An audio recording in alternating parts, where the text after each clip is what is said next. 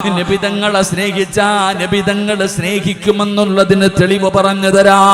മഹാനായ ആദരവായ പ്രവാചകൻ നബി മുഹമ്മദ് മുസ്തഫ സല്ലല്ലാഹു അലൈഹി വസല്ലമ തങ്ങള് അല്ലാഹുവിന്റെ പ്രവാചകനെ വല്ലാതെ ഇഷ്ടപ്പെട്ടിരുന്ന ഒരു സ്വഹാബിയാണ് തൽഹത്ത് ബിൻ ബറാ. തൽഹത്ത് ബിൻ ബറാ എന്ന് പറയുന്ന യുവത്വത്തിന്റെ നടുവിലൂടെ നടന്നു പോകുന്ന ചെറുപ്പക്കാർ നബിതങ്ങളെ വല്ലാത്ത ഇഷ്ടമാണ്, നബിതങ്ങളോട് വല്ലാത്ത സ്നേഹമാണ്. നബിതങ്ങൾക്കും അങ്ങനെയാണ്. ഈ ചെറുപ്പക്കാരന് നബിതങ്ങളും ഇഷ്ടപ്പെട്ടിരുന്നു. പടച്ചവനെ, തൽഹത്ത് ബിൻ ബറാ എന്ന് പറയുന്ന ചെറുപ്പക്കാര സുഖമില്ലാതെ കിടക്കുകയാണ്. അല്ലാഹു ഒരു വലിയ രോഗം കൊടുത്തു. ഈ രോഗം പിടിച്ചിട്ട് അവിടെ നിന്ന് മരണത്തിന്റെ വേളയിൽ കിടക്കുകയാ. അള്ളാന്റെ റസൂൽ അറിയുമ്പോ തൽഹത്ത് ബിൻ ബറാ എന്ന് പറയുന്ന ചെറുപ്പക്കാരന്റെ വീട് തേടിയിട്ട് നബിതങ്ങൾ പോകുകയാ. രോഗം പിടിച്ച് കിടക്കുമ്പോ കാണാ പോകുകയാണ്. അള്ളാന്റെ റസൂൽ വീട്ടിലേക്ക് കടന്നു ചെല്ലുമ്പോ തൽഹത്ത് ബിൻ ബറാ എന്ന് പറയുന്ന ചെറുപ്പക്കാരന് രോഗമങ്ങ് കൂടുകയാണ്. രോഗം കൂടിക്കഴിഞ്ഞാ ബോധം നഷ്ടപ്പെടുകയാണ്. മണിക്കൂറുകൾ കഴിഞ്ഞിട്ടാണ് ബോധം വരുന്നത്. നബിതങ്ങൾ കാണാൻ ചെല്ലുമ്പോ തൽഹത്ത് ബിൻ ബറാ ബോധമില്ലാതെ കിടക്കുകയാ. രോഗം കൂടിയിട്ട് ബോധമില്ലാതെ കിടക്കുകയാ. നബിതങ്ങൾ അടുത്തു പോയിരുന്നു. ഒരുപാട് സമയം അല്ലാഹുവിന്റെ റസൂൽ കാത്തിരുന്നു. പടച്ചവനെ, കുടുംബക്കാര് പറയുന്നു, നബിയേ യാ റസൂലല്ലാഹ്, ഒരുപാട് മണിക്കൂറുകൾ കഴിഞ്ഞിട്ടേ ബോധം വരാറുള്ളൂ. അല്ലാഹുവിന്റെ റസൂൽ അടുത്തിരിക്കുകയാണ്. തൽഹത്ത് ബിൻ ബറാ എന്ന് പറയുന്ന ചെറുപ്പക്കാരന്റെ ചാരത്തിരുന്ന് നബിതങ്ങൾ ദുആ ചെയ്തു. അല്ലാഹുവിന്റെ റസൂലിന് മനസ്സിലായി സക്കറാത്തിന്റെ അവസ്ഥയാണെന്ന് മനസ്സിലായി. കുടുംബക്കാരോട് പറയുന്നു, സ്വഹാബാ, തൽഹ മരിച്ചാൽ എന്നെ അറിയിക്കണേ സ്വഹാബാ. നബിതങ്ങൾ പറയുകയാ, തൽഹത്ത് ബിൻ ബറാ മരിച്ചാ എന്നോട് പറയണം, എന്നെ നിങ്ങൾ അറിയിക്കണം. അതിനകത്തുണ്ടോ നബിതങ്ങളുടെ മഹബത്ത്? നബിതങ്ങൾ ഇഷ്ടപ്പെടുന്നതിന് ഏറ്റവും വലിയ തെളിവതാണ്. നബിതങ്ങൾ പറഞ്ഞു, മരിച്ചാൽ എന്നോട് അറിയിക്കണം. നബിതങ്ങൾ അവിടെ നിന്ന് പോവുകയാ. ഒരുപാട് സമയം കഴിഞ്ഞു. തൽഹത്ത് ബിൻ ബറാഇന് ബോധം തിരിച്ചു വന്നു. കുടുംബക്കാര് പറഞ്ഞു, തൽഹാ, അല്ലാഹുവിന്റെ റസൂല് നിന്നെ കാണാമെന്നിരുന്നു. ഒരുപാട് സമയം നിന്റെ ചാരത്തിരുന്നു. നിനക്ക് വേണ്ടി ദുആ ചെയ്തു. തൽഹ ചോദിക്കുന്നു, അല്ലാഹുവിന്റെ റസൂൽ എന്തേ പറഞ്ഞത്? തൽഹ, നീ മരിച്ചു കഴിഞ്ഞാൽ അറിയിക്കണമെന്ന് നബിതങ്ങൾ പറഞ്ഞിട്ടാ പോയത്. തൽഹത്ത് ബിൻ ബറാ പറഞ്ഞ മറുപടി എന്തെന്നറിയോ? ഞാൻ രാത്രിയിലാണ് മരിക്കുന്നതെങ്കിൽ അല്ലാഹുവിന്റെ റസൂലിനോട് പറയല്ലേ, നബിതങ്ങളെ അറിയിക്കല്ലേ. കുടുംബക്കാര് ചോദിക്കുന്നു, തൽഹാ, ഏറ്റവും വലിയ ഭാഗ്യമാണല്ലോ നബിതങ്ങളെ കാണാൻ വരുന്നത്, നബിതങ്ങളെ ദുആ ചെയ്യുന്നത്, നബിതങ്ങളെ മയ്യത്ത് നിസ്കരിക്കുന്നത്. അത് വല്ലാത്ത ഒരു ഭാഗ്യമുള്ള കാര്യമാണല്ലോ. നബിതങ്ങൾ പറഞ്ഞിട്ടല്ലേ പോയത്. പിന്നെ എന്തുകൊണ്ടാണ് രാത്രിയിലാണ് മരിക്കുന്നതെങ്കിൽ അറിയിക്കരുതെന്ന് പറയാനുള്ള കാരണമെന്താ? എന്തുകൊണ്ടാണ് അറിയിക്കരുതെന്ന് പറയുന്നത്? തൽഹ പറയുകയാ, നബിതങ്ങൾ വരുന്നത് എനിക്ക് വല്ലാത്ത ഇഷ്ടമാ. അത് വല്ലാത്ത ഒരു ഭാഗ്യമാണല്ലോ. പിന്നെ എന്തുകൊണ്ടാണ് വേണ്ട എന്ന് പറയുന്നത്? ഞാൻ മരിച്ചാ നബിതങ്ങൾ വരും. അത് രാമാണെങ്കിലും പകലാണെങ്കിലും ഞാൻ മരിച്ചു കഴിഞ്ഞാൽ അല്ലാഹുവിന്റെ റസൂൽ എന്നെ ഉറപ്പായിട്ടും കാണാൻ വരും. എനിക്കറിയും സ്വഹാബ. പക്ഷേ രാത്രിയിലാണ് നബിതങ്ങൾ കാണാൻ വരുന്നതെങ്കിൽ അല്ലാഹുവിന്റെ റസൂലിനെ ആരെങ്കിലും ഉപദ്രവിച്ചാലോ, നബിതങ്ങൾക്ക് എന്തെങ്കിലും സംഭവിച്ചു പോയാലോ പേടിച്ചിട്ടാണ്. നബിതങ്ങൾക്ക് എന്തെങ്കിലും സംഭവിക്കുന്നത് എനിക്ക് താങ്ങാൻ കഴിയില്ല. അതുകൊണ്ടാണ് വേണ്ട എന്ന് പറയുന്നത്. പടച്ചവനെ, രാത്രിയിലാണ് മരണപ്പെട്ടത്. അല്ലാഹുവിന്റെ റസൂലിനോട് പറഞ്ഞില്ല. ഒരു ദിവസം അല്ലാഹുവിന്റെ പ്രവാചകൻ തൽഹത്ത് ബിൻ ബറാഇന്റെ കുടുംബക്കാരെ കണ്ടപ്പോ അവിടെന്ന് ചോദിക്കുന്നു, സ്വഹാബാ, തൽഹയ്ക്ക് എങ്ങനെയുണ്ട് സ്വഹാബ? യാ റസൂലല്ലാഹ്, മുത്തി നബിയേ, തൽഹ മരിച്ചുപോയി നബിയേ. അല്ലാഹുവിന്റെ റസൂൽ ചോദിച്ചു, എന്തുകൊണ്ട് നിങ്ങൾ പറഞ്ഞില്ല? എന്നോട് പറയണമെന്ന് പറഞ്ഞിരുന്നല്ലോ.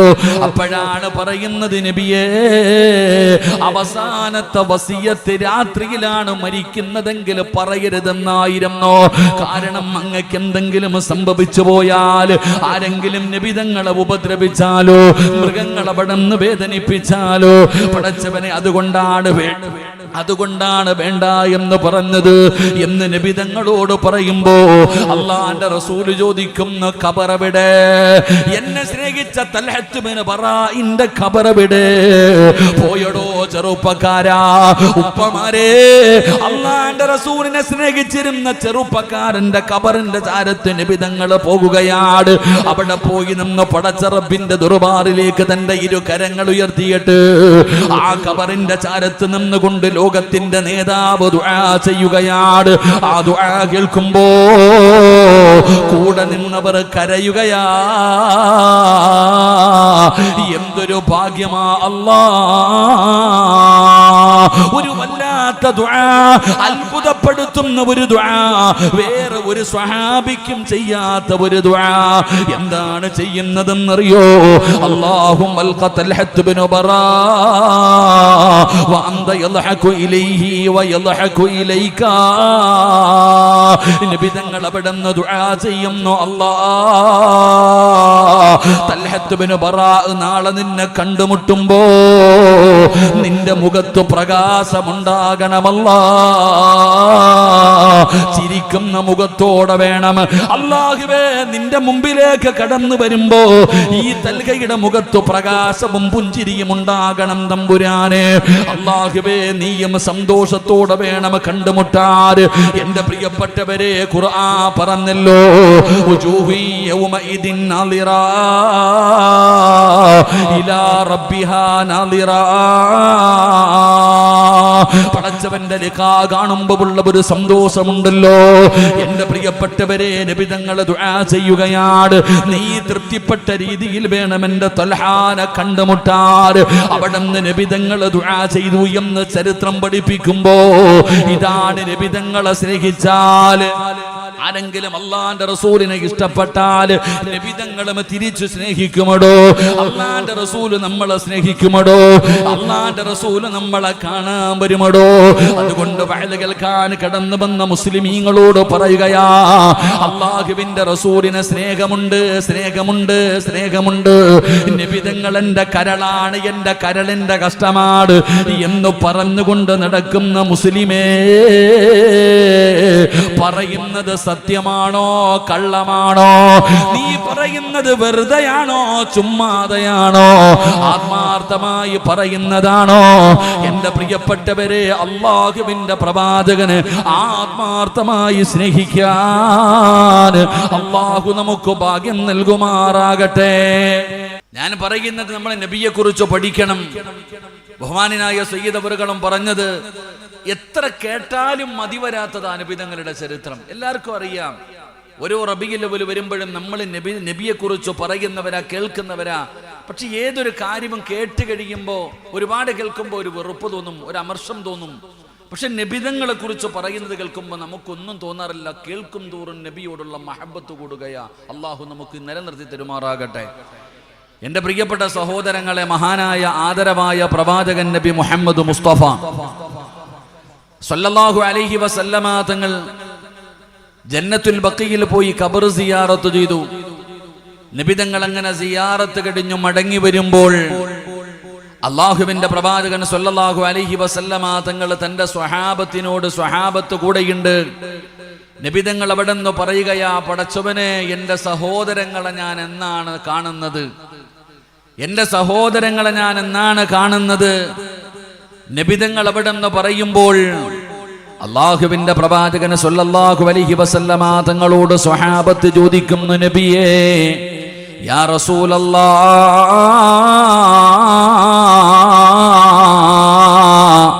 അല്ലാഹുവിന്റെ പ്രവാചകരെ, ഞങ്ങളല്ലേ അങ്ങയുടെ സഹോദരങ്ങള്, ഞങ്ങളല്ലേ അങ്ങയുടെ സഹോദരങ്ങള്, പിന്നെ സഹോദരങ്ങളെ എന്നാണ് കാണുന്നത് എന്ന് നബിതങ്ങൾ ചോദിക്കുന്നല്ലോ. അല്ലാഹുവിന്റെ പ്രവാചകന് സ്വല്ലല്ലാഹു അലൈഹി വസല്ലമ തങ്ങളോട് സഹാബത്ത് പെട്ടെന്ന് ചോദിക്കുമ്പോ നബിതങ്ങൾ പറയുന്നു, സ്വഹാബാ, നിങ്ങൾ എന്റെ കൂടപ്പിറപ്പുകളല്ല, നിങ്ങൾ എന്റെ അനുചരന്മാരാണ്, നിങ്ങൾ എന്റെ സ്വഹാബികളാണ്. പടച്ചവനെ, നിങ്ങൾ എന്റെ കൂടെ നടക്കുന്നവരാണ്, അതുകൊണ്ട് നിങ്ങൾ എന്റെ അനുചരന്മാരാ, എന്റെ സഹോദരങ്ങൾ നിങ്ങളല്ല സ്വഹാബാ. അല്ലാഹുവിന്റെ പ്രവാചകനോട് സ്വഹാബത്ത് ചോദിക്കുന്നു, യാ റസൂലല്ലാഹ്, അല്ലാഹുവിന്റെ നബിയേ, പിന്നെ ആരാണ് അങ്ങയുടെ സഹോദരങ്ങള്? അങ്ങ് കാണാ കൊതിച്ചിരിക്കുന്നതാരാണ് നബിയേ? അല്ലാഹുവിന്റെ പ്രവാചകനോട് തന്റെ സ്വഹാബത്ത് ചോദിക്കുമ്പോ നബി തങ്ങൾ പറയുന്നു, സ്വഹാബാ, നിങ്ങൾ എന്നെ കാണുന്നവരാണ്, എന്റെ കൂടെ നടക്കുന്നവരാണ്, എന്നോട് സംസാരിക്കുന്നവരാണ്, എന്റെ കൂടെ നിസ്കരിക്കുന്നവരാണ്, എന്റെ കൂടെ ഭക്ഷണം കഴിക്കുന്നവരാണ്. നിങ്ങൾ 24 മണിക്കൂറും എന്നെ കണ്ടുകൊണ്ട് നടക്കുകയാണ് സഹാബ, എന്റെ കൂടെ നടക്കുകയാണ്, എന്റെ പ്രസംഗം കേൾക്കുന്നവരാണ്, എന്റെ പുറകിൽ നിന്ന് നിസ്കരിക്കുന്നവരാണ്. നിങ്ങൾ എല്ലാവരും എന്നെ കണ്ടുകൊണ്ട് നടക്കുന്നവരാ. നിങ്ങൾക്ക് എന്നെ വല്ലാത്ത ഇഷ്ടമാണ്. പക്ഷേ ഒരു വിഭാഗം വരാനുണ്ട് സ്വഹാബ. നബി തങ്ങൾ പറയുകയാ, നിങ്ങൾക്ക് പുറകിൽ ഒരു വിഭാഗം വരാനുണ്ട്.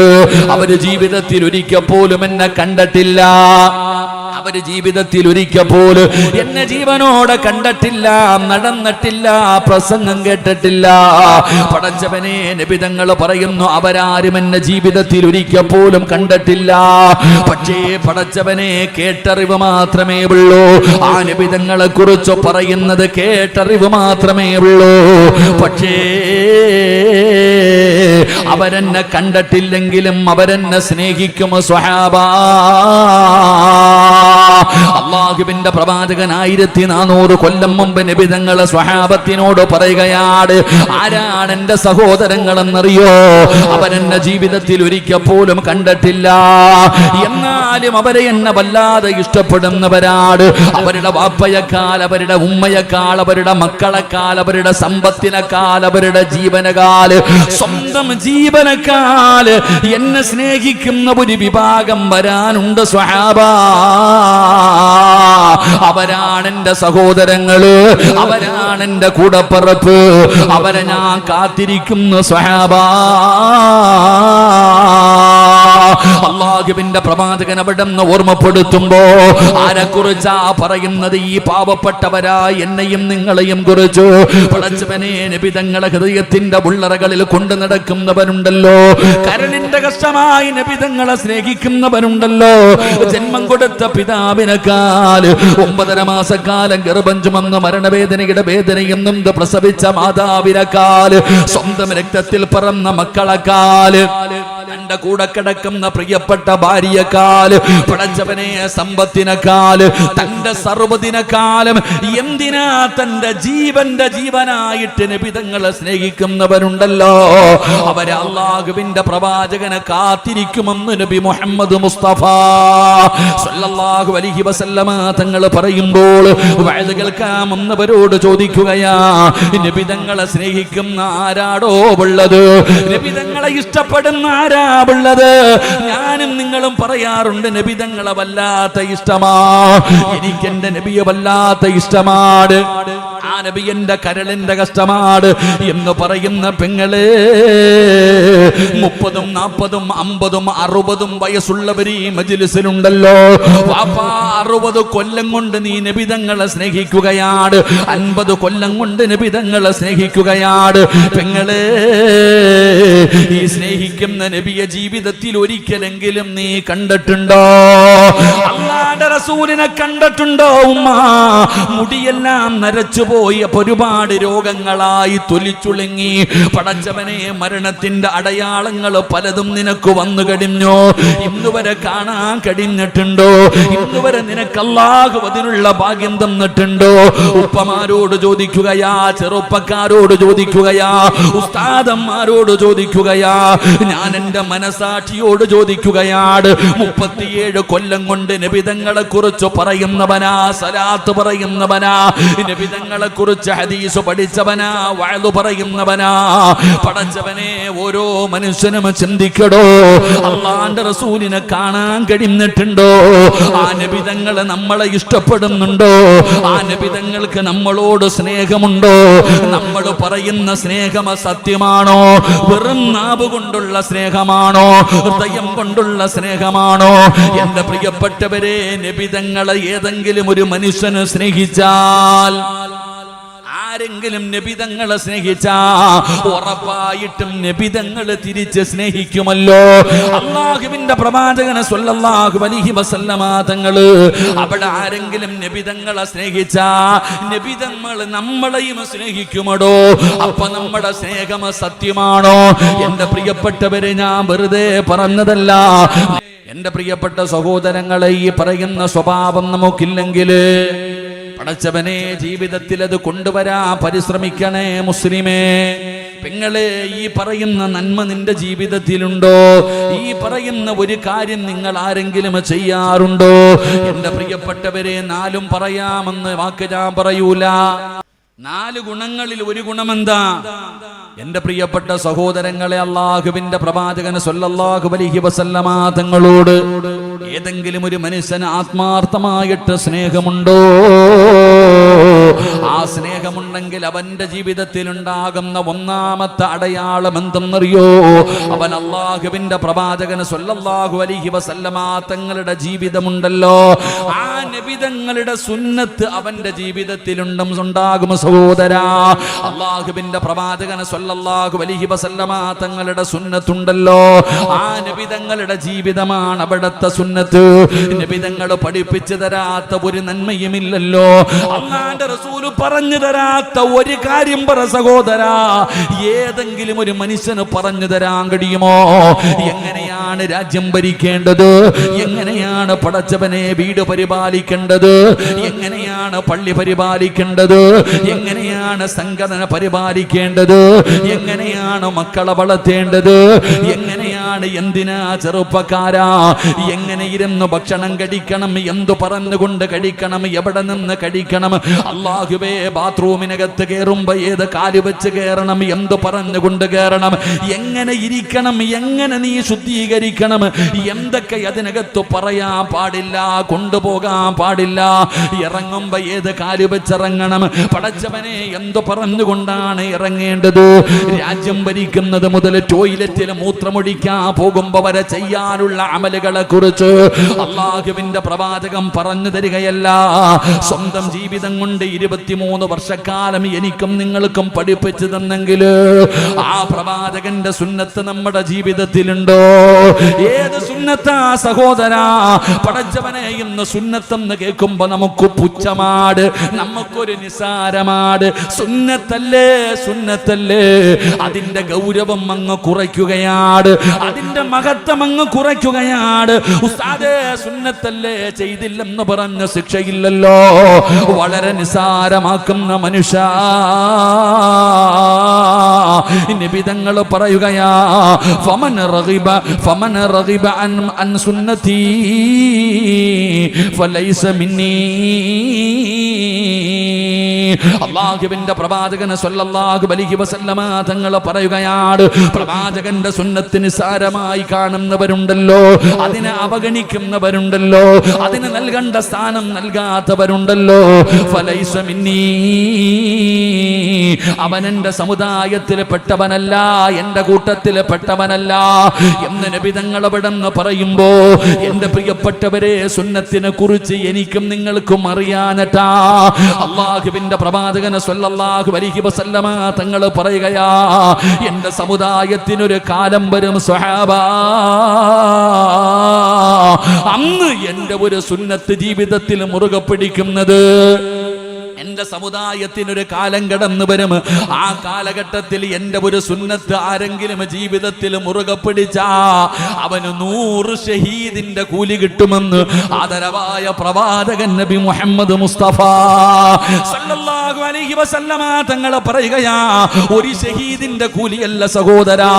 ബദറിലും മുഹദിലും ഹന്തക്കിലും ഖൈബറിലും തബൂക്കിലും യർമൂക്കിലും പടച്ച റബ്ബിന്റെ ദീനിന് വേണ്ടി പോരാടി വീരമൃത്യു വരിച്ച ശുഹദാക്കളുണ്ടല്ലോ, ബദരീങ്ങളുണ്ടല്ലോ. സയ്യിദ് ശുഹദാഇ ഹംസ തന്റെ കയ്യും കരളും തലച്ചോറും വരെ പടച്ച റബ്ബിന്റെ ദീനിന് വേണ്ടി കൊടുത്ത സ്വഹാബിയാ. മഹാനായ മിസ്അബ് തങ്ങള്, മഹാനായ ഉമൈർ തങ്ങള്, മഹാനായ ഉസ്മാൻ തങ്ങള്, മഹാനായ അബ്ദുല്ലാഹ് ഇബ്നു ജഹ്ഷ് തങ്ങള്. പടച്ചവനെ, ഈ സ്വഹാബികൾ രണാങ്കണത്തിൽ ഷഹീദായവരാണല്ലോ. അല്ലാഹുവിന്റെ റസൂൽ പറയുന്ന ഒരു ഷഹീദിന്റെ കൂലിയല്ല. എന്റെ പ്രിയപ്പെട്ട ചെറുപ്പക്കാരാ, ഒരു കാലഘട്ടം വരുമടാ, അന്ന് പടച്ചവനെ തൊപ്പിയിടുന്നത് നബിതങ്ങളുടെ സുന്നത്താണല്ലോ, താടി വളർത്തുന്നത് നബിതങ്ങളുടെ സുന്നത്താണല്ലോ, പെങ്ങളെ ഫർദ് ധരിച്ച് നടക്കുന്നത് നബിതങ്ങളുടെ സുന്നത്താണല്ലോ. എന്റെ പ്രിയപ്പെട്ടവരെ, അതാ ഒരുപാട് സുന്നത്തുകൾ നബിതങ്ങൾ പഠിപ്പിച്ചു തന്നിട്ടുണ്ടല്ലോ. ഇതിലെ ഏതെങ്കിലും ഒരെണ്ണം എടാ ചെറുപ്പക്കാരാ, ഒരു കാലഘട്ടം വരും മോനെ, അന്ന് തലയിൽ തൊപ്പിയിട്ടുകൊണ്ട് നടന്ന നിനക്ക് 100 ഷഹീദിന്റെ കൂലി അല്ലാഹു തരുമെന്ന് ആദരവായ പ്രവാചകൻ നബി മുഹമ്മദ് മുസ്തഫ.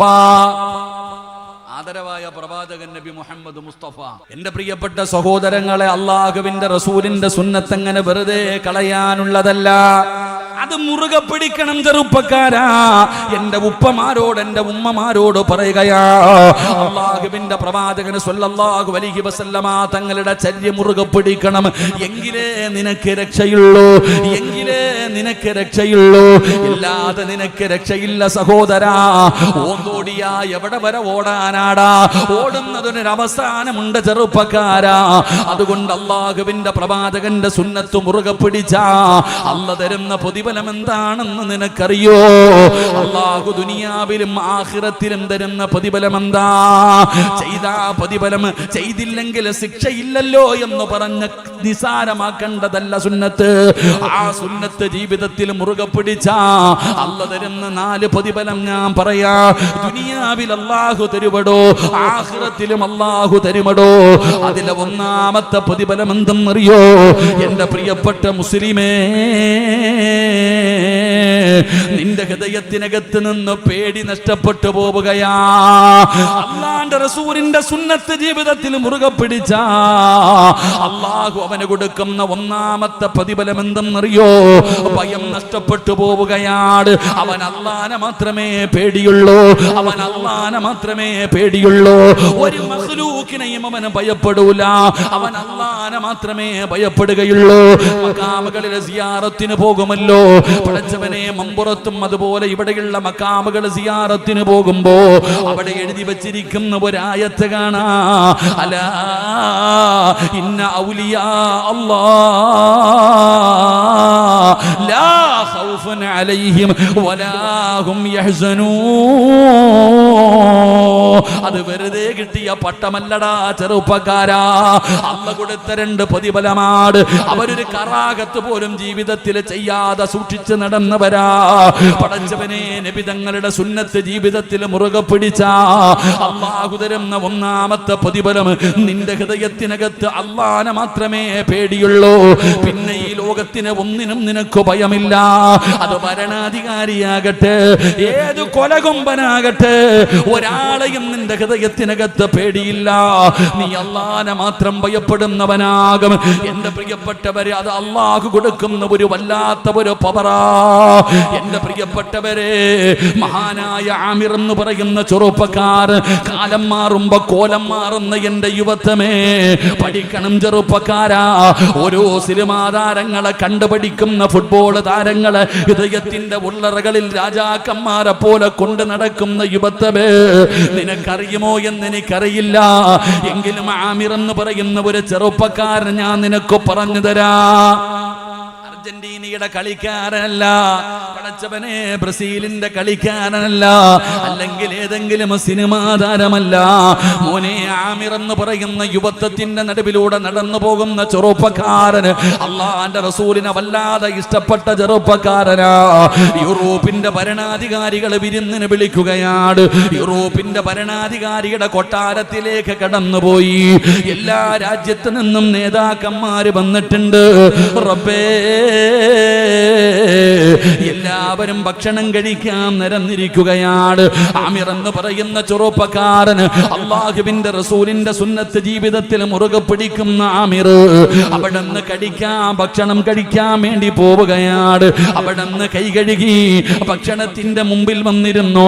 ബിസ്മില്ലാഹിർ റഹ്മാനിർ റഹീം, ബിസ്മി പറഞ്ഞുകൊണ്ട് ഭക്ഷണം കഴിക്കാൻ തുടങ്ങുകയാണ്.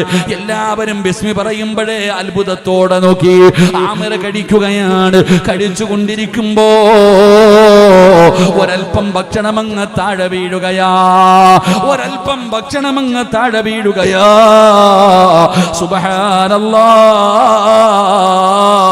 ആമിർ എന്ന് പറയുന്ന ചെറുപ്പക്കാരൻ എന്ത് ചെയ്തെന്നറിയോ? രാജാക്കന്മാരുടെ നടുവിലിരിക്കുകയാ, നേതാക്കന്മാരുടെ നടുവിലിരിക്കുകയാ.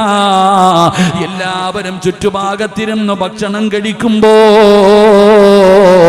ആമിർ തങ്ങൾ ഇടത് കൈകൊണ്ട് താഴെ വീണ ഭക്ഷണം വാരുകയാ. ഇടത് കൈകൊണ്ട് താഴെ വീണ ഭക്ഷണം എടുക്കുകയാ. എന്നിട്ടത് വൃത്തിയാക്കിയിട്ട് പാത്രത്തിനകത്തിട്ടുകൊണ്ട് വാരിക്കഴിക്കുമ്പോ യൂറോപ്പിന്റെ ഭരണാധികാരി വിളിക്കുന്നു, ആമിറേ, എന്തിനാടാ എച്ചില് വാരി തിന്നുന്നത്? എന്തിനാ വേസ്റ്റ് വാരി തിന്നുന്നത്? ദാരിദ്ര്യമൊക്കെ അങ്ങ് മുഹമ്മദിന്റെ നാട്ടിലല്ലേ, എന്തിനാ എച്ചില് തിന്നുന്നത്? ഇരിക്കുന്ന ഭക്ഷണം മുഴുവനും നിനക്ക് കഴിക്കാനുള്ളതാണ്, ഇത് കഴിക്ക്, എച്ചില് വാരി തിന്നല്ലേ. അല്ലാഹുവേ, താഴെ വീണ ഭക്ഷണമെടുത്ത് കളിച്ചതിനെ പുച്ഛത്തോടെ അവഹേളിക്കുമ്പോ ആമിർ എന്ന് പറയുന്ന ചെറുപ്പക്കാരൻ ചെയ്തതെന്തെന്നറിയോ? എഴുന്നേറ്റ് നിന്നിട്ട് പറയുകയാ, എടാ പമ്പര വിട്ടി, നിനക്കൊക്കെ വേണ്ടി എന്റെ റസൂലുള്ളാഹിന്റെ സുന്നത്ത് കളയാരോ? അള്ളാന്റെ റസൂല് പഠിപ്പിച്ചിട്ടുണ്ട്, താഴെ വീണ ഭക്ഷണം പാഴാക്കരുത്, ആ ഭക്ഷണം എടുത്ത് കഴിക്കണമെന്ന് എന്റെ നബിതങ്ങൾ എനിക്ക് പഠിപ്പിച്ചു തന്നിട്ടുണ്ട്. നിനക്കൊക്കെ വേണ്ടി ഞാനത് കളയാനോ? എനിക്കതിന് കഴിയില്ലടാ എന്ന് അതാ പടച്ചവനെ യൂറോപ്പിന്റെ ഭരണാധികാരിയുടെ കൊട്ടാരത്തിന്റെ ഉള്ളറയിൽ വെച്ച് അവന്റെ മുഖത്ത് നോക്കിയിട്ട് പറയാനുള്ള ചങ്കൂറ്റം എവിടെ നിന്ന് കിട്ടിയതെന്നറിയോ? അള്ളാഹുവിന്റെ സുന്നത്ത് ജീവിതത്തിൽ മുറുകെ പിടിച്ചപ്പോ, നബിതങ്ങളുടെ സുന്നത്ത് ജീവിതത്തിൽ മുറുകെ പിടിക്കുമ്പോ അത് അല്ലാഹു കൊടുക്കുന്ന ഒരു ധൈര്യമാടാ, അത് അല്ലാഹു കൊടുക്കുന്ന ഒരു പവറാ. താടി നീട്ടി വളർത്തുന്നത് അവർക്ക് അലങ്കാരമാ. പടച്ചവനെ, തൊപ്പി ധരിക്കുന്നത് അലങ്കാരമാ. വെള്ള വസ്ത്രം ധരിക്കുന്നത് വല്ലാത്ത ഒരു ആനന്ദമാ. താടി വളർത്തി നടക്കുന്നവനെ ഒരു പെണ്ണും ഇഷ്ടപ്പെടില്ല. പലരും പറയും അവന്റെ താടി വലുതാ, താടി വലുതാ. പടച്ചവനെ, പെണ്ണെ, നീ എന്നെ ഇഷ്ടപ്പെട്ടില്ലെങ്കിലും ഇത് റസൂലുള്ളാഹിക്ക് ഇഷ്ടപ്പെട്ട നന്മയാ. എന്റെ പ്രിയപ്പെട്ട മുസ്ലിമേ, പെങ്ങളെ, ഫർദയും ഹിജാബും ഒക്കെ ഇട്ടുകൊണ്ട് നടക്കുന്നത് കാണുമ്പോ പലരും നിന്നെ അപഹേളിക്കുമല്ലോ, പലരും നിന്നെ പരിഹസിക്കുമല്ലോ. എന്തുകൊണ്ടാണ് 100 ഷഹീദിന്റെ കൂലി അല്ലാഹു തരുമെന്ന് പറഞ്ഞത്? എടോ, 100 ഷഹീദിന്റെ കൂലി അല്ലാഹു തരുമെന്ന് പറഞ്ഞല്ലോ. എന്തുകൊണ്ടാണെന്നറിയോ? എനിക്ക് മനസ്സിലാകുന്ന ഒന്ന് ഞാൻ പറയാ. അല്ലാഹുവേ, സുഹദാക്കളെ രണാങ്കണത്തിൽ പോയി വെട്ടുകൊണ്ട് ഷഹീദായി. 100 ഷഹീദിന്റെ കൂലി ഉണ്ടെന്ന ഒരു സുന്നത്ത് ജീവിതത്തിൽ മുറുകെ പിടിച്ച ഞാൻ മനസ്സിലാക്കുന്നത്, രണാങ്കണത്തിൽ പോയി, യുദ്ധക്കളത്തിൽ പോയി വെട്ടുകൊണ്ട് സഹാബത്ത് ഷഹീദായി. ഒരു വട്ടവേ മരിച്ചുള്ളൂ, ഒറ്റ വട്ടവേ മരിച്ചുള്ളൂ. എന്ന താടി വളർത്തിയിട്ടൊരു ചെറുപ്പക്കാരൻ നടക്കുമ്പോ, തൊപ്പി ഇട്ടുകൊണ്ടൊരു ചെറുപ്പക്കാരൻ നടക്കുമ്പോ കൂട്ടുകാര് പരിഹസിക്കും. ഓ, തങ്ങള് വലിയ മഹാൻ കണ്ടോടാ, വലിയ തങ്ങളായടാ, വലിയ മഹാനായി കണ്ടോ, ഇന്നലെ വരെ നടന്നവളാ, ഇപ്പൊ ഫർദ് ഹിജാബ് ഇട്ടുണ്ട്. എടോ, നമ്മളെ ഇഞ്ചിഞ്ചായിട്ട് അവർ കൊല്ലുകയാ, പരിഹസിക്കുകയാ, നാണം കെടുത്തുകയാ. ഓരോ ദിവസവും നമ്മൾ ഇഞ്ചിഞ്ചായി മരിച്ചുകൊണ്ടിരിക്കുകയാണ്. നബിതങ്ങളുടെ സുന്നത്ത് ജീവിതത്തിൽ മുറുകെ പിടിക്കുന്നവന് 100 ഷഹീദിന്റെ കൂലിയുണ്ട് ഈ കാലഘട്ടത്തിൽ. അല്ലാഹു ഈമാൻ തരുമാറാകട്ടെ, അല്ലാഹു ഈമാൻ തരുമാറാകട്ടെ. നബിതങ്ങളുടെ സുന്നത്താണ് തൊപ്പി ധരിക്കുന്നത്. നിസ്കരിക്കുമ്പോൾ പോലും ധരിക്കുന്ന എത്ര പേരുണ്ടോ? നിസ്കരിക്കുമ്പോൾ പോലും എനിക്ക് തോന്നുന്നത് ആകെ തലമറയ്ക്കുന്ന സമയം, എൻ്റെ നിസ്കരിക്കുമ്പോൾ പോലും ചെറുപ്പക്കാർ തലമറയ്ക്കത്തില്ല, പക്ഷേ കല്യാണത്തിന് പോകുമ്പോൾ തലമറയ്ക്കുക, നിക്കാഹിൻ്റെ അന്ന് മാത്രം. അല്ലാഹു ഈമാൻ തരുമാറാകട്ടെ. എവിടെന്നെങ്കിലും ഒരു തൊപ്പിയോ അല്ലെങ്കിൽ കർച്ചീഫോ എടുത്തു, എന്തിനാ മോനെ അപ്പം മാത്രം മറയ്ക്കുന്നത്? നബിതങ്ങളുടെ സുന്നത്ത് മുറുകെ പിടിച്ചാൽ അവൻ അള്ളാഹു കൊടുക്കുന്ന ഒന്നാമത്തെ സ്ഥാനം ധൈര്യം അള്ളാഹു കൊടുക്കും. പേടി, ഇന്ന് നമുക്ക് പേടിയല്ലേ? അള്ളാഹുവിന്റെ റസൂലിന്റെ സുന്നത്ത് ജീവിതത്തിൽ മുറുകെ പിടിച്ചാൽ അള്ളാഹു നിനക്ക് തരുന്ന ഒന്നാമത്തെ പ്രതിഫലം, എൻ്റെ പ്രിയപ്പെട്ട സഹോദരങ്ങളെ, നിന്റെ ഹൃദയത്തിനകത്ത് നിന്ന് പേടി നഷ്ടപ്പെട്ടു പോകും. ഇന്ന് നമ്മുടെ അവസ്ഥ എന്തെന്നറിയോ? പടച്ചവനെ നമുക്കിപ്പോ ഭയവാ. ഉസ്താദെ, പൗരത്വ ബില്ല് വരുന്നു, ഏക സിവിൽ കോഡ് പാസ്സാക്കാൻ പോകുന്നു ഉസ്താദെ. കേന്ദ്ര ഗവൺമെന്റ് ഓരോ നിയമങ്ങൾ പാസ്സാക്കിക്കൊണ്ടിരിക്കുകയാ, ഓരോ സംസ്ഥാനങ്ങളും പിടിച്ചുകൊണ്ടിരിക്കുകയാ. നമ്മൾ എന്ത് ചെയ്യും ഉസ്താദെ? നമ്മൾ എന്ത് ചെയ്യും? നമ്മളൊന്നും ചെയ്യണ്ട, നമുക്ക് അല്ലാഹു ഈമാൻ തരുമാറാകട്ടെ. എന്റെ പ്രിയപ്പെട്ടവര്, നമ്മൾ ഭയമാ, നമ്മുടെ പേടിയതാ. അള്ളാനെ ഒന്നും പേടിയില്ല, മരണത്തെ ഒന്നും പേടിയില്ല, ഖബറിനെ ഒന്നും പേടിയില്ല, നരകത്തെ ഒന്നും പേടിയില്ല. നമുക്ക് പേടി നമ്മൾ എന്ത് ചെയ്യുന്ന. എൻ്റെ പ്രിയപ്പെട്ട സഹോദരങ്ങളെ, ഈ പേടി കൊണ്ട് നിനക്ക് എന്ത് നേടാനാ? എടാ ചങ്ങാതി, വരാനുള്ളത് വരിക തന്നെ ചെയ്യും, അത് വഴി തങ്ങൂല. അല്ലാഹു ഈമാൻ തരുമാറാകട്ടെ. അള്ളാഹുവിന്റെ പരീക്ഷ വരുമല്ലോ. 4 ഭാഗത്ത് നിന്ന് നമുക്ക് പരീക്ഷണങ്ങൾ വരും. എന്തിനാ നീ പേടിക്കുന്ന? എന്തിനാ? നീ ഉമ്മാടെ വയറ്റിൽ കിടന്നപ്പോ തന്നെ അള്ള നിന്റെ മരണം നിശ്ചയിച്ചിട്ടുണ്ട്. അത് തട്ടിമാറ്റാൻ ആരെ കൊണ്ടാ പറ്റുക? എടാ, എൻ്റെ ഉമ്മാടെ വയറ്റിൽ കിടന്ന് മാസങ്ങൾ മാത്രം പ്രായമുള്ളപ്പോൾ ഒരു മലക്ക് വന്നിട്ട് എൻ്റെ മരണം എഴുതി വെച്ചിട്ടുണ്ട്. നിങ്ങൾ ആരെങ്കിലും വിചാരിച്ച, അമേരിക്കയുടെ പ്രസിഡന്റ് വിചാരിച്ച, ഇന്ത്യയുടെ പ്രധാനമന്ത്രി വിചാരിച്ച എൻ്റെ മരണം മാറ്റാൻ പറ്റുമോ? ഈ ലോകത്തുള്ള സർവ്വരും തലകുത്തി നിന്ന എൻ്റെ മരണസമയം മാറ്റാൻ പറ്റുമോ? പറ്റൂല. ഇത് അള്ളാഹ് തീരുമാനിച്ചു വെച്ചിരിക്കുന്ന കാര്യമാണ്. അള്ളാഹു നമുക്ക് ഈമാൻ തരുമാറാകട്ടെ. ഈ ഭയമങ്ങകളാ സുന്നത്ത് മുറുകെ പിടിക്കുക ജീവിതത്തിൽ. എന്റെ പ്രിയപ്പെട്ടവരെ, അള്ളാഹുവിന്റെ പ്രവാചകന്റെ സുന്നത്ത് ജീവിതത്തിൽ മുറുകെ പിടിച്ചാൽ എന്റെ പ്രിയപ്പെട്ടവരെ, വിജയം നമുക്ക് സുനിശ്ചിതമാണ്. നമുക്ക് വിജയം വരുമടോ, അള്ളാന്റെ സഹായം വരുമടോ. ഇന്ന് മുസ്ലിമിന് ഇസ്സത്തുണ്ടോ? ഇന്ന് ഈ സമുദായത്തിന് ഇസ്സത്തുണ്ടോ? വരുന്നവനും പോകുന്നവനും തട്ടിയിട്ട് പോവുകയാണ്. ആർക്കും തട്ടാനുള്ള ഒരു ചെണ്ടയായി ഞാനും നിങ്ങളും മാറിയല്ലോ. എല്ലാവരും പരിശുദ്ധമായ ദീനിനെതിരെ തിരിയുകയാ. എല്ലാവരും നമ്മളെ കുറ്റം പറയുകയാണ്, നമ്മളെ അവഹേളിക്കുകയാണ്. എന്തുകൊണ്ടാണ്? അതിന്റെ കാരണം നമ്മുടെ ജീവിതത്തിൽ നബിതങ്ങളുടെ സുന്നത്ത് ജീവിതത്തിൽ മുറുകെ പിടിക്കുന്നില്ല. നമ്മൾ അള്ളാനെ മറന്നു, അള്ളാന്റെ റസൂലിനെയും മറന്നു, അള്ളാഹുവിന്റെ പ്രവാചകന്റെ ജീവിതവും നമ്മൾ കൈവെടിഞ്ഞു. ഇത് വെടിഞ്ഞപ്പോ നമുക്ക് ഇസ്സത്തില്ലല്ലോ. പടച്ചവന്റെ പ്രിയപ്പെട്ട മുസ്ലിമീങ്ങളോട് പറയുകയാ, ഒരിക്കലും ശത്രുവിന്റെ വലിപ്പം കണ്ടിട്ട് പേടിക്കരുത്. ശത്രുവിന്റെ വലിപ്പം കണ്ടിട്ട് നമ്മൾ ആരും ഭയപ്പെടരുത്. എന്തിനാ ഭയപ്പെടുന്നത്? നീ ഇസ്ലാമിന്റെ ചരിത്രം എടുത്തു നോക്കടോ. അള്ളാഹുവിന്റെ പരിശുദ്ധമായ ദീനിന്റെ ചരിത്രം എടുത്തു നോക്ക്. എവിടെയാ ഭൂരിപക്ഷം വിജയിച്ചിട്ടുള്ളത്? ഭൂരിപക്ഷം ഇന്ന് വരെ ഒരു യുദ്ധത്തിലും വിജയിച്ചിട്ടില്ല. വിജയിച്ചത് ന്യൂനപക്ഷമാണ്. ബദറാകട്ടെ, ഉഹദാകട്ടെ, ഹന്തക്കാകട്ടെ, ഖൈബറാകട്ടെ, ഇസ്ലാമിന്റെ ഏത് യുദ്ധം വേണമെങ്കിലും നിങ്ങൾ എടുത്തു നോക്ക്, എല്ലാം വിജയിച്ചത് ന്യൂനപക്ഷമാ. അതുകൊണ്ട് എന്റെ പ്രിയപ്പെട്ടവരോട് പറയുകയാ, പടച്ചവനെ, ഭൂരിപക്ഷത്തിന്റെ വലുപ്പം കണ്ട് ഒരിക്കലും ഭയപ്പെടരുത്. അള്ളാഹുവിന്റെ പരിശുദ്ധമായ ഖുർആൻ എടുത്തു നോക്ക്. ഉസ്താദന്മാര് മഗ്രിബിനൊക്കെ ഓതുന്ന ഒരു സൂറത്താ, അലം തറ കൈഫ ഫഅല റബ്ബുക ബി അസ്ഹാബിൽ ഫീൽ അലം യജഅൽ കൈദഹും ഫീ തദ്ലീൽ وأرسل عليهم طيرا أبابيل ترميهم بحجارة من سجيل فجعلهم كعصف مأكول. പറയുമ്പോൾ എന്താണ് ഈ സൂറത്തിനകത്ത് അല്ല പറയുന്നത്? എടാ അബ്രഹത്ത് എന്ന് പറയുന്ന ഭരണാധികാരി ലോകത്തിലെ ഏറ്റവും വലിയ ജീവിയായ ആനയെന്ന് പറയുന്ന മൃഗവുമായി, ആ ആനയുമായിട്ട് അല്ലാഹുവിന്റെ പരിശുദ്ധമായ കഅബാലയം തകർക്കാൻ വരികയാ. അല്ലാഹുവിന്റെ കഅബാലയം പൊളിക്കാൻ ആനയെന്ന് പറയുന്ന ഏറ്റവും വലിയ ജീവിയും കൊണ്ട് അബ്രഹത്ത് കടന്നു വരുമ്പോ അല്ലാഹു അവനെ തകർത്ത് കളഞ്ഞതെങ്ങനാ? മക്കക്കാരുടെ കയ്യിൽ ആനയില്ലല്ലോ എന്ന് പറഞ്ഞുകൊണ്ടാണ് ആനയുമായി കഅബാലയത്തെ തകർക്കാമെന്നോ? എങ്കിൽ അല്ലാഹു അവനെ തകർത്തത് എന്തുകൊണ്ടെന്നറിയോ? മോനെ, കുരുവി എന്ന് പറയുന്ന ചെറിയ കിളിയുണ്ടല്ലോ, ഏറ്റവും ചെറിയ കിളിയാണ് കുരുവി. ആ കുരുവിയെ കൊണ്ട് അല്ലാഹു അവനെ തകർത്ത് കളഞ്ഞില്ലേ? അവന്റെ ആനപ്പടയെ തകർത്ത് കളഞ്ഞില്ലേ?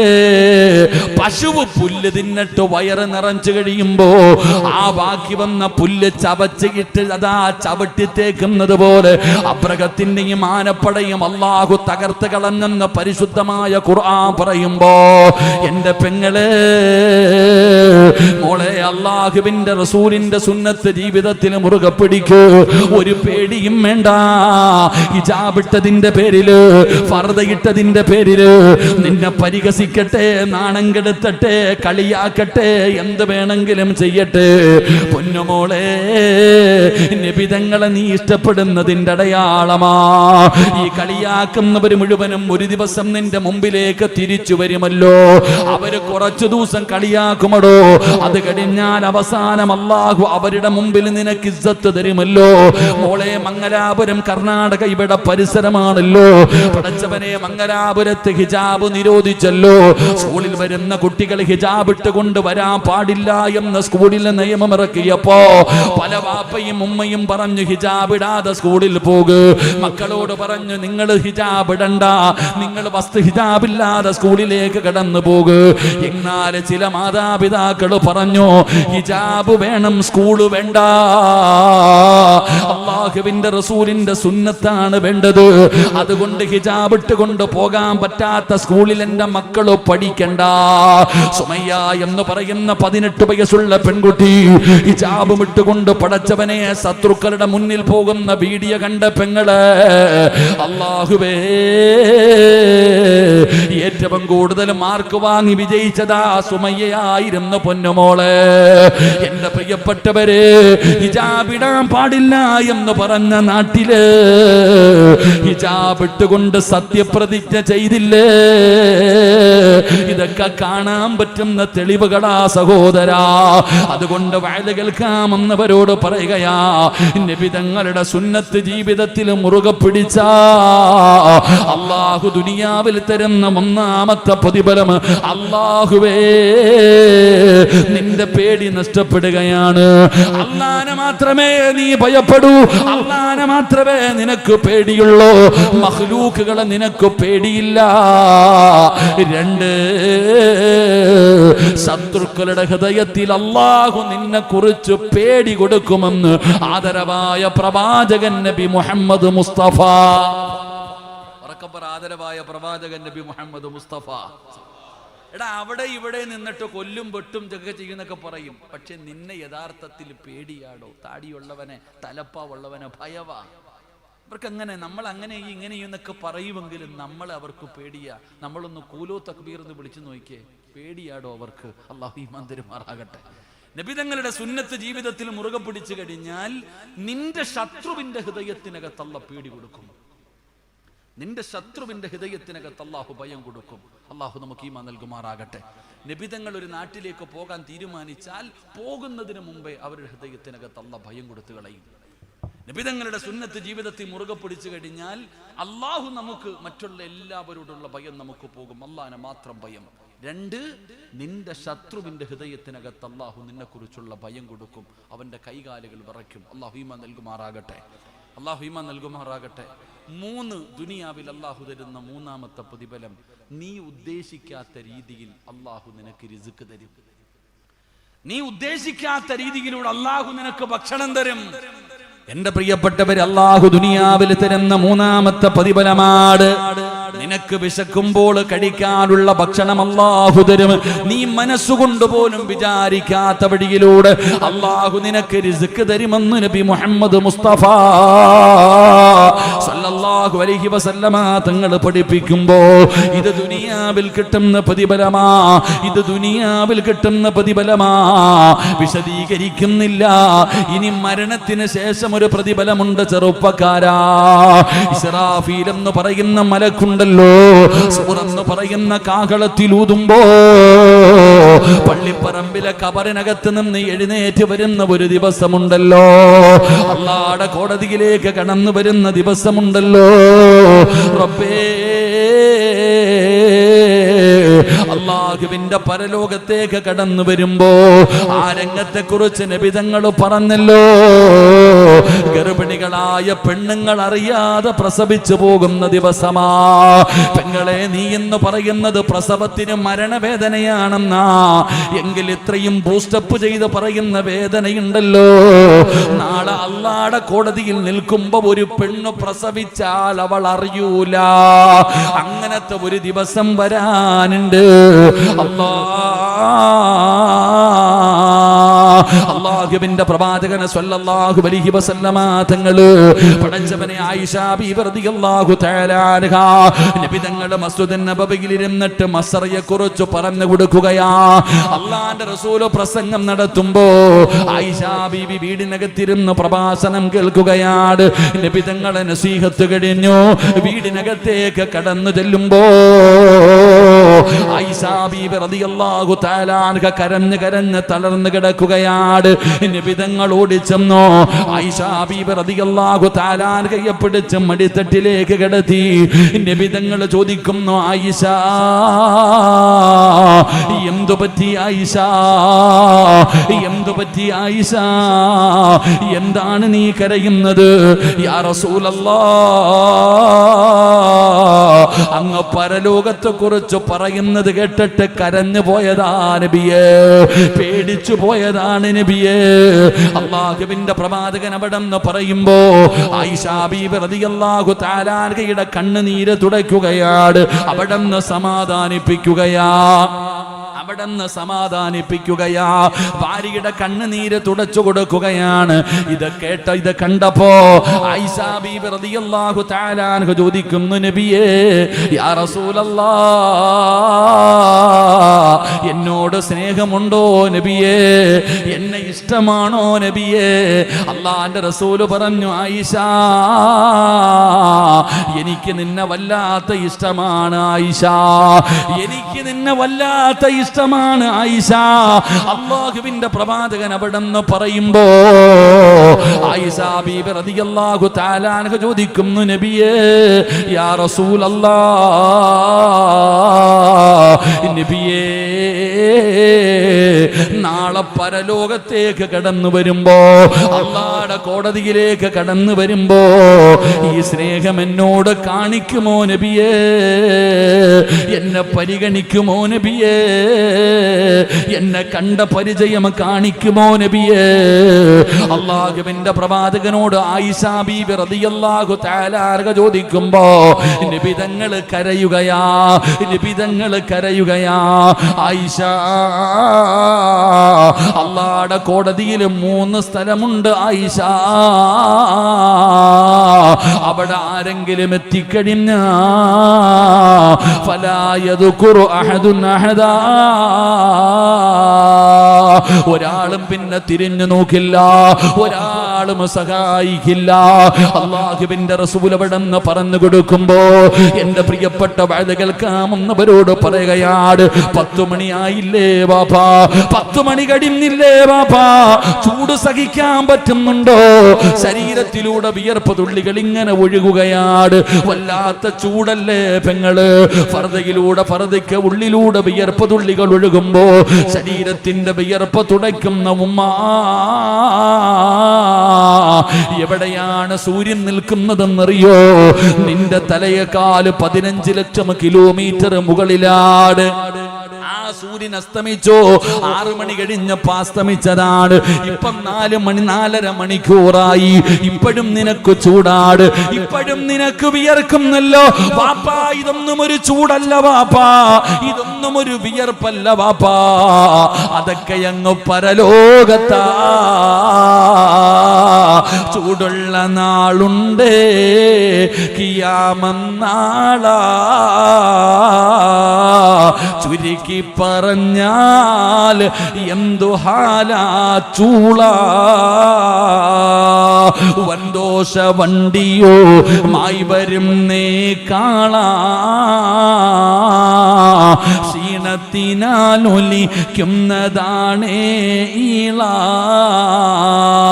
സുഹൃത്തുക്കളെ തിളയ്ക്കുന്നതാണേ മൂള. അമലൊന്നുമില്ല തങ്ങു ചെന്ന കോള. വീട് കെട്ടുന്ന ഇഷ്ടിക കണ്ടിട്ടുണ്ടോ? ആ ചെളിക്കകത്ത് നിന്ന് ഉണ്ടാക്കിയ ഇഷ്ടിക എങ്ങനെയാ ചുമന്ന നിറമായത്? അത് ചൂളക്കകത്തിട്ട് കത്തിച്ച് നിറം മാറ്റിയതാണ്. അടുത്തു പോയിട്ടുണ്ടോ വാപ്പാ? നീ ചൂളയുടെ ചാരത്ത് പോയവനല്ലേ? എന്തൊരു ചൂടാ, എന്തൊരു പ്രയാസമാ. ഒന്നുമല്ല വാപ്പമാര്. എന്റെ പ്രിയപ്പെട്ട ചെറുപ്പക്കാരാ, കാളവണ്ടി കണ്ടിട്ടുണ്ടോ മോനെ? ചുമട് വലിച്ചു കൊണ്ടുപോകുന്ന കാളയുടെ വായിൽ നിന്ന് പതയും നൊരയും ഒഴുകുകയാണ്. ഇതുപോലെ അള്ളാഹുവിന്റെ കോടതിയിൽ വെച്ച് നിനക്ക് കാണാ മനുഷ്യന്റെ വായിലൂടെ പതയും നൊരയും ഒഴുകുകയാ. പെങ്ങന്മാരെ, ചോറ് വെക്കുമല്ലോ, കലത്തിനകത്ത് കടന്ന് ചോറിങ്ങനെ തിളച്ച് മറിയുന്നത് കാണുന്ന ഉമ്മ, നിന്റെ തലയോട്ടിക്കകത്ത് കിടക്കുന്ന തലച്ചോറ് മുഖത്തുകൂടെ ഒഴുകുന്ന ഒരു ദിവസം വരാനുണ്ട്. അല്ലാഹുവേ, ജനങ്ങൾ മുഴുവനും ഓടുകയാണ്. യാ വൈലത്താ യാ ഹസ്റത്താ, എന്റെ നാശമേ, നാശമേ എന്ന് പറഞ്ഞുകൊണ്ട് ഉടുതുണിയില്ലാതെ ചെമ്പിന്റെ തറയിൽ ഇങ്ങനെ നിൽക്കുമ്പോ അല്ലാഹുവേ, ഒരു ചാണ് മുകളിലേക്ക് സൂര്യനെ അല്ലാഹു ഇറക്കുകയാണ്. 15 ലക്ഷം കിലോമീറ്റർ മുകളിൽ നിന്നിരുന്ന സൂര്യന് നിന്റെ തലയുടെ ഒരു ചാണ് മുകളിലേക്ക് സുബ്ഹാനല്ലാഹ് അല്ലാഹു താഴ്ത്തുമല്ലോ. ഉടുതുണിയില്ലല്ലോ, ചെമ്പിന്റെ തറയിലാ. അങ്ങനെ നിൽക്കുമ്പോഴാണ് ജനങ്ങൾ മുഴുവനും കരയുന്ന ദിവസം. അന്ന് എല്ലാവരും കൂടെ ആദം നബിയുടെ മുമ്പിലേക്ക് കടന്നു പോവുകയാണ്. ആദം നബി അലൈഹിസ്സലാമിന്റെ ചാരത്ത് ചെന്നിട്ട് അവിടെ നിന്ന് പറയുന്നു, വാപ്പാ, നിങ്ങളെ അല്ലാഹുവല്ലേ സൃഷ്ടിച്ചത്, അല്ലാഹുവല്ലേ റൂഹൂദിയത്, നിങ്ങളെ സ്വർഗത്തിൽ ജീവിച്ച ആദ്യത്തെ മനുഷ്യനല്ലേ, ഞങ്ങളെ സഹായിക്കുമോ, ഞങ്ങളെ സ്വർഗത്തിലേക്ക് കൊണ്ടുപോകുമോ? ആദം നബി അലൈഹിസ്സലാമിന്റെ മുമ്പിൽ ജനങ്ങൾ മുഴുവനും ചെന്ന് ചോദിക്കുമ്പോ ആദം നബി പറയുകയാ, നഫ്സി നഫ്സി, എന്റെ കാര്യം തന്നെ എന്ന സങ്കടത്തിലാണ് ഞാൻ ഇന്ന്, വല്ലാത്ത ഒരു പ്രയാസത്തിലാ. എന്റെ കാര്യം എന്താകുമെന്ന് എനിക്കറിയില്ല. 950 വർഷക്കാലം ദഅവത്ത് നടത്തിയ നൂഹ് നബിയെ കാണിച്ചു കൊടുക്കുകയാ. എല്ലാവരും നൂഹ് നബിയുടെ ചാരത്തു ചെല്ലുകയാണ്. നൂഹ് നബിയും പറയുന്നു, മക്കളെ, എന്റെ കാര്യം വല്ലാത്ത പ്രയാസത്തിലാ. നൂഹ് നബി അടുത്ത പ്രവാചകനെ കാണിക്കുകയാ. മൂസാ നബിയുടെ ചാരത്ത് ചെന്നോ, ഇബ്രാഹിം നബിയുടെ ചാരത്ത് ചെന്നോ, യൂനുസ് നബിയുടെ ചാരത്ത് ചെന്നോ. ഓരോ പ്രവാചകന്മാരുടെ ചാരത്തും ഞാനും നിങ്ങളും കടന്നു പോവുകയാണ്. എല്ലാവരും കൈവിടുകയാണ്, എല്ലാവരും കൈയിടുകയാണ്. ആരാരും നമ്മളെ സഹായിക്കാനില്ലാതെ നാളെ പടച്ച റബ്ബിന്റെ കോടതിയില് ഞാനും നിങ്ങളും ഒറ്റയ്ക്ക് നിൽക്കുമ്പോ അല്ലാഹുവിന്റെ റസൂൽ ഇങ്ങനെ വിളിക്കുകയാണ്. അല്ലാഹുവിന്റെ റസൂൽ വിളിക്കുന്നു, വാടാ സിറാജ്, വാടാ പൊന്നുമോനെ, വാടാ പൊന്നുമോര്. നാളെ അല്ലാഹുവിന്റെ കോടതിയിൽ കോടാനുകോടി വരുന്ന ജനങ്ങള്, നാളെ അല്ലാഹുവിന്റെ കോടതിയില് കോടാനുകോടി വരുന്ന ജനങ്ങൾ നിൽക്കുകയാ. ഈ വഅദ് പറയുന്ന സദസ്സിൽ വഅദ് നിർത്തിയിട്ട് ഒരാളെ ഞാൻ വിളിച്ച് സ്റ്റേജിൽ കിരുത്തിയാൽ എത്ര സന്തോഷമാ സഹോദരാ.